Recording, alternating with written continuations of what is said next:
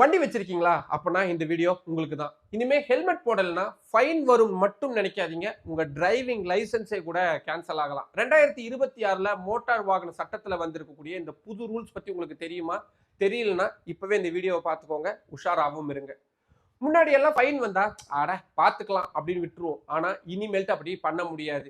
நீங்க ஒரே வருஷத்துல 5 டிராஃபிக் ரூல்ஸ மீறி உங்களுக்கு 5 சலான் வந்துச்சு அப்படின்னா, உங்க டிரைவிங் லைசென்ஸ் அப்படின்றது ஆட்டோமேட்டிக்கா டிஸ்குவாலிஃபை ஆயிடும். அதாவது நீங்க வண்டி ஓட்டவே தகுதி இல்லாதவர் அப்படின்னு சிஸ்டம்ல லாக் பண்ணிடுவாங்க.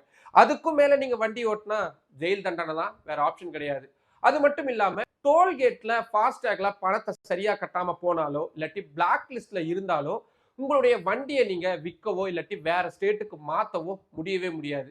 உங்க வண்டிக்கு ஃபிட்னஸ் சர்டிபிகேட் வாங்கணும்னா கூட பழைய டோல் பாக்கி எல்லாத்தையும் செட்டில் பண்ணா மட்டும்தான் முடியும்னு இந்த ரூல்ஸ் சொல்லுது. மொத்தத்துல டிஜிட்டல் முறையில உங்களை செக் வச்சுட்டாங்க கவர்மெண்ட். சரி, இதுல இருந்து தப்பிக்கணும்னா என்ன பண்ணணும்? ரொம்ப சிம்பிள். பரிவாகன் அப்படின்ற ஒரு வெப்சைட் இருக்கு.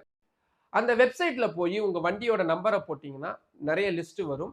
அதுல பழைய ஃபைன் ஏதாவது நிலுவையில் இருக்கான்னு செக் பண்ணுங்க. அப்படி இருந்தா உடனே போய் கட்டிருங்க. 5வது சலான் வர வரைக்கும் தயவு செய்து வெயிட் பண்ணாதீங்க.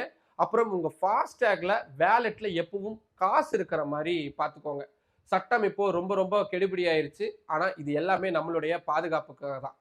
இந்த தகவல் உங்களுடைய ஃப்ரெண்ட்ஸுக்கும் போய் சேரணும்னா என்ன பண்ணணும்? நம்ம வீடியோவை அவங்களுக்கும் ஷேர் பண்ணுங்க. அது மட்டும் இல்லாம இந்த சட்டத்தை பத்தியும் இந்த ரூல்ஸ் பத்தியும் உங்களுடைய கருத்துக்கள் ஏதாவது இருந்ததுன்னா அதையும் கமெண்ட் பாக்ஸ்ல சொல்லுங்க. மற்றும் ஒரு வீடியோவில் சந்திக்கலாம். பாய்.